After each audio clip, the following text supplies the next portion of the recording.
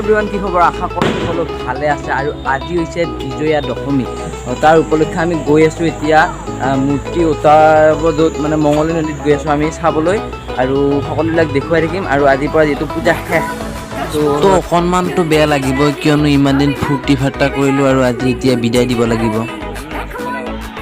আৰু এনেদৰে বিসৰ্জন দিবৰ কাৰণে দুৰ্গাৰ প্ৰতিমূৰ্তিবিলাক নদীৰ ঘাটলৈকে লৈ গৈ আছে, আৰু সকলোৱে ফূৰ্তি কৰিছে, নাচিছে।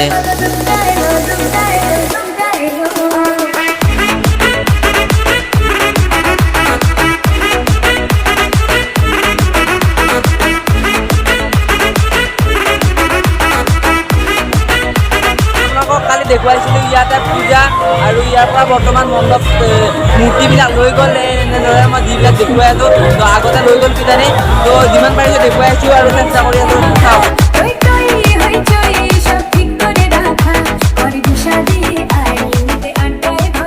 আৰু এতিয়া আমি মঙলদৈ নদীৰ যিখন দলং আছে, দলঙৰ ওপৰতে যাই আছোঁ, আৰু আপোনালোকক মূৰ্তি বিসৰ্জন দিয়া সকলোবিলাক দৃশ্য দেখুৱাবলৈ চেষ্টা কৰিম।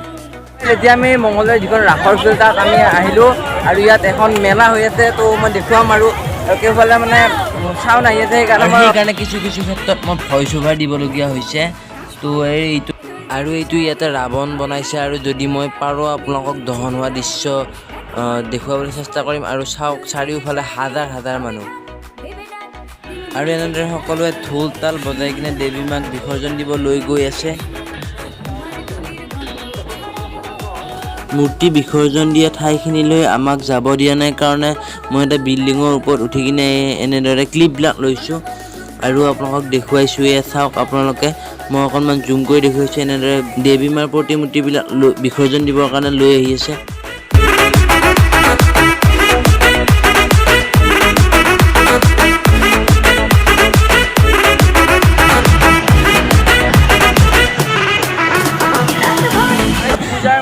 লৈ কিনে আহি আছে, মই গধূলিৰ পৰা আপোনালোকক দেখুৱাইছোঁ। গধূলিৰ পৰা এতিয়ালৈকে আহি আছে প্ৰায় 100খন মানতকৈ অধিক আহে কিজানি, মই কনফাৰ্মটো ক'ব নোৱাৰিম। তো এতিয়া চাওক, এতিয়া